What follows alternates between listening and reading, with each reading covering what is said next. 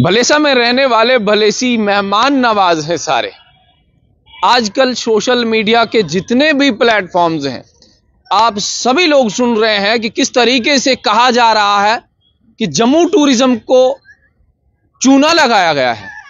Jammu tourism में बहुत बड़ा स्कैम हुआ है इस गाने के जरिए। क्या वाकई में स्कैम हुआ है? क्या वाकई में जम्मू टूरिज्म को चूना लगाया गया है? समझने की कोशिश और समझाने की कोशिश करूंगा आप सभी लोगों को आज। सबसे पहले अगर मैं टूरिज्म की ही बात करूं तो भलेसा में संतरी से लेके मंत्री तक मैं तो ये कहूंगा कि भलेसा में अगर सबसे बड़ा पद जो हिंदुस्तान का है, वो सबसे बड़ा पद जो है प्राइम मिनिस्टर का होता है, तो भलेसा के लोगों ने सिर्फ प्राइम मिनिस्टर का पद नहीं संभाला है, बाकी जितने भी पद होते हैं, यानी पार्लियामेंट की अगर मैं बात करूं तो लोकसभा, राज्यसभा, उसके बाद अगर जम्मू कश्मीर में सबसे बड़ा पद तो सीएम का होता है, तो सीएम का पद भी भलेस वालों ने संभाला। लोकसभा के रिप्रेजेंटेटिव्स, राज्यसभा के रिप्रेजेंटेटिव्स भी भलेसा के लोग रहे, उसके बाद यूनियन मिनिस्टर भी रहे, उसके बाद मिनिस्टर भी रहे, वही भलेस के लोग जो है आईएएस ऑफिसर और केएएस ऑफिसर जैसे रहे। मगर आज तक जो है भलेस का टूरिज्म, भलेस के टूरिस्ट डेस्टिनेशंस वो एक्सप्लोर नहीं हो पाए। चलिए बात करते हैं अब कौन लोग हैं जो भलेसा के ऊपर काम कर रहे हैं, कौन ऐसे लोग हैं जो भलेसा पे आज भी शेर व शायरी के जरिए, भलेसा में आज भी अपने जितने भी फन उनके पास हैं, जितने भी हुनर उनके पास हैं, जिस किस्म की काबिलियत उन लोगों के पास है जो कुछ करना चाहते हैं और भलेसा को भी टूरिज्म के मैप पे लाना चाहते हैं। चलिए बात करते हैं। सबसे पहले अगर मैं बात करूं इस गाने की, तो ये गाना जो है ये भलेस में ही शूट हुआ है। भलेस के मुख्तलिफ इलाकों में शूट हुआ है। भलेस का बहाल पदरी, भलेस का जंतरूनदार, भलेस के मस्जिद और मंदिर, भलेस का कल्चर, भलेस की सियासी जितनी भी सियासी पॉलिटिकल पार्टीज हैं, भलेस में नमाज पढ़ने वाले लोग, मंदिर में पूजा करने वाले लोग, भलेस में आपसी भाईचारे की भी बात की गई है। ये सब बातें जो है इस गाने में की गई हैं और जितना भी ये शूटिंग हुआ है पूरे एंटायर भलेस में ही हुआ है। जब इस शूटिंग को मुकम्मल कर लिया गया तो कुछ लोगों के नाम लेना चाहूंगा। सबसे पहले अगर मैं बता दूं तो अखियार जरगर, राजा सरफराज, उसके बाद विनय ठाकुर, उसके बाद रश्मि मैम, उसके बाद बहुत सारे लोग हैं, बहुत सारे नाम मेरे पास ऐसे हैं जिन लोगों ने काफी ज्यादा योगदान जो है इस गाने के लिए दिया।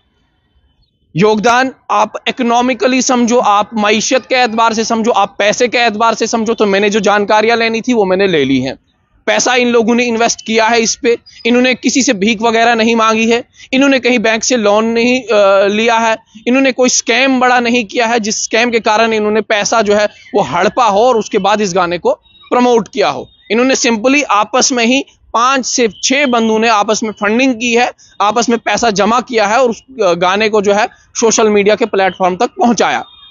सबसे पहले अगर मैं बात करूं भलेसा में रहने वाले लोग, भलेसा में रहने वाले लोग मेहमान नवाज हैं सारे, या कुछ ऐसा जो है स्क्रिप्ट है। अभी तक मैंने गाना पूरा नहीं सुना है, मगर उसके बाद जब ये कहा जाने लगा कि ये गाना जो है ये सिंधी गाना है, ये पाकिस्तानी गाना है, तो जानकारियां मैंने और लेना शुरू कर दिया। 2 दिन लगातार मैंने जब जानकारी ली, उसके बाद मैंने देखा कि ये मुमताज मुलाई का गाना है। मुमताज मुलाई जो है सिंध के रहने वाले हैं, उन्होंने इस गाने को 8 महीने पहले ही गाया है और उसके बाद उसने ये कहा है कि सिंध में रहने वाले सिंधी मेहमान नवाज हैं सारे। इसकी जगह जो है भलेस के लोगों ने या भलेस के कुछ चंद लड़कों ने इसकी जगह जो है भलेस में रहने वाले भलेसी हैं सारे, ऐसा कुछ जो है सिर्फ सिंध की जगह जो है उन्होंने लफ्ज जो है इस्तेमाल किया है भलेसी। तो कहीं ना कहीं लफ्जों का जोड़, कहीं ना कहीं लफ्जों की रंगीनी, कहीं ना कहीं लफ्जों की सलासती वो सेम जो है बिल्कुल हूबहू वही लाई गई है। अब क्या यहाँ पे कॉपीराइट इशू बन रहा है या नहीं, बात ये समझने वाली है। बहुत सारे लोग कह रहे हैं कि कॉपीराइट इशू है, क्यों देना चाहिए था टूरिज्म डिपार्टमेंट को, क्यों ये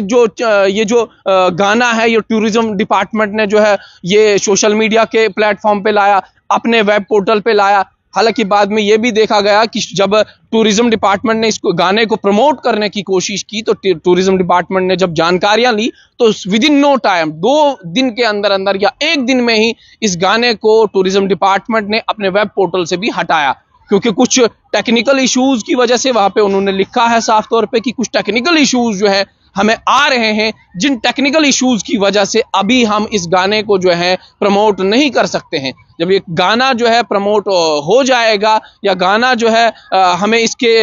जो कॉपीराइट इश्यूज हैं वो मिल जाएंगे, उसके बाद हम दोबारा से गाने को अपने वेब पोर्टल पे दोबारा लाएंगे और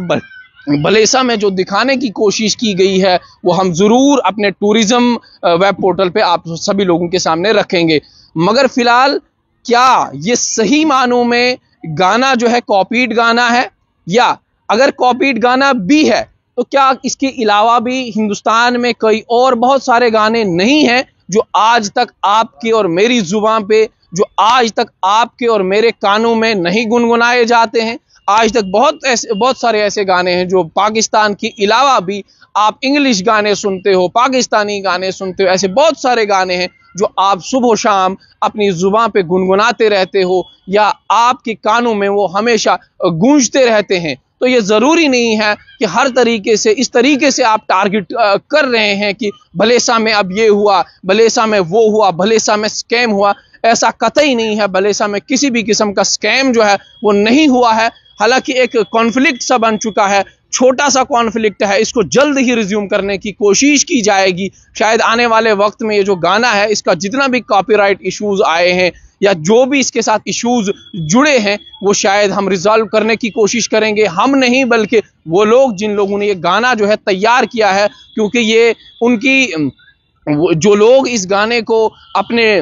स्टेटस पे रखते हैं, अपने इंस्टाग्राम पे उन्होंने शेयर किया है, अपने फेसबुक प्रोफाइल पे उन्होंने ये गाना जो है अभी तक बहुत ज्यादा शेयर किया है और वायरल भी ये गाना काफी ज्यादा हुआ है। तो उन लोगों की इंटेंशन के साथ, उन लोगों की आस्था के साथ जो है ये खिलवाड़ हो सकता है, क्योंकि इस गाने में उतना ज्यादा कुछ नहीं है जितना इस गाने को बूस्ट अप किया जा रहा है या लोगों तक इसकी जो तासीर है वो गलत पहुंचाई जा रही है। फिलहाल आपके तासुरात जो है वो जानना मेरे लिए बहुत जरूरी होगा और उन लोगों की आस्था के साथ भी ये खिलवाड़ होगा जिन लोगों ने कम से कम इतना तो सोचा कि आज तक अगर किसी मंत्री ने यहाँ कुछ नहीं किया तो चलो हम ही लोग